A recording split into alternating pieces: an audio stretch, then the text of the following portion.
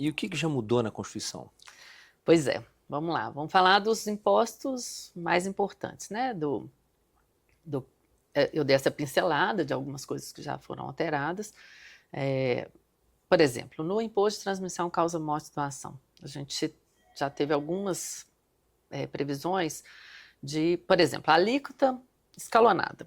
Todos os estados agora vão ter que adotar uma alíquota escalonada. Alguns estados, como Minas Gerais, tributava 5%, São Paulo, 4%, que a gente chama de alíquota flat.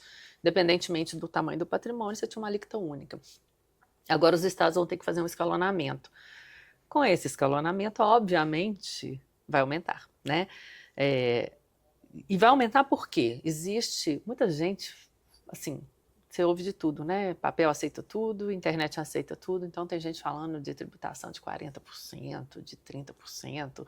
Isso não é verdade. O que nós temos hoje? Nós temos hoje o limite dessa tributação é um limite feito por uma resolução do Senado. E esse limite hoje está estabelecido em 8%. É isso que nós temos hoje em vigor. Tem um projeto que está parado, ele está sem relator, que ele aumenta para 16%. É um aumento grande? Mas ainda não existe isso não está em vigor, não existe ainda movimento nesse sentido. O que nós temos hoje na mesa é uma resolução do Senado que limita esse imposto em 8%. Os estados que tributam a 4%, a 5%, certamente, eu imagino, que quando eles forem refazer as legislações internas do Estado, né, de acordo com o que está previsto na Constituição e na Lei Complementar 214, que é de agora, de janeiro desse ano, eles vão colocar essas faixas, pode ter 2 faixas, ela tem que ser escalonado, mas não necessariamente tem que ser 10 faixas. E certamente vão chegar na alíquota máxima. Então, isso poderia ser editado agora, hoje? Poderia, mas os estados estão aguardando a publicação desse projeto de lei, que ele traz várias outras mudanças. Então, para eles adaptarem a legislação estadual, né, que é um processo, não é fácil, então, ao invés de fazer várias mudanças, que tem todo um trâmite, toda uma dificuldade de aprovação, eles querem fazer uma só. Então, alguns já fizeram, tá? Alguns estados já se anteciparam e já fizeram, até para arrecadar, né, mas isso vai acontecer. Essa é uma das mudanças importantes no ITCMD.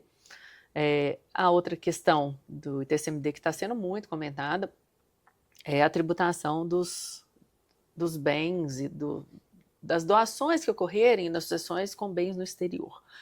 É um assunto muito árido, muito complexo. A forma como ele veio previsto na Constituição, ela faz existiu uma discussão que precisaria de uma lei complementar para regulamentar esse tema.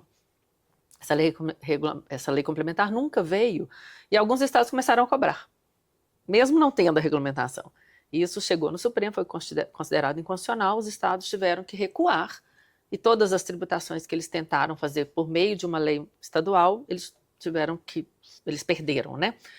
Só que agora na Constituição eles não mudaram esse artigo, deixa lá que precisa da lei complementar, mas depois, nos artigos da emenda constitucional, não da mudança na Constituição, criou-se uma possibilidade de, enquanto não tiver a lei complementar, de definir as competências. E alguns estados começaram a cobrar, tentando ressuscitar, vamos brincar assim, né? Aquela legislação estadual que eles tinham internamente, que foi considerada inconstitucional. E aí tem casos famosos aí mostrando que não é bem assim. Aquela inconstitucional, ela morreu, tem que editar uma nova. Então todos os estados vão se adaptar para isso.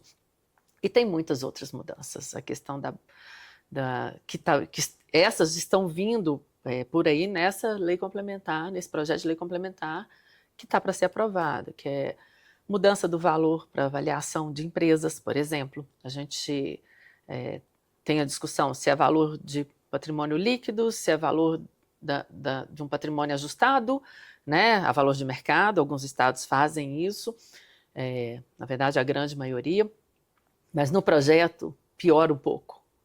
Eu espero até que isso não passe, porque ele vai gerar tanta discussão, é tão subjetivo, inclusive ele avalia as empresas com fluxo de caixa descontado, como se você estivesse vendendo uma empresa, né? E é tão difícil, eu estou te vendendo a minha empresa, é tão difícil chegar num valor, quanto você quer pagar, por quanto eu quero vender, quanto ele vale realmente.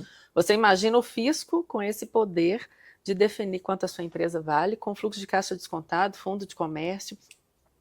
Eu torço muito para que isso não passe, porque eu acho que ele é muito difícil de... Imagine, cada estado vai fiscalizar e definir um critério.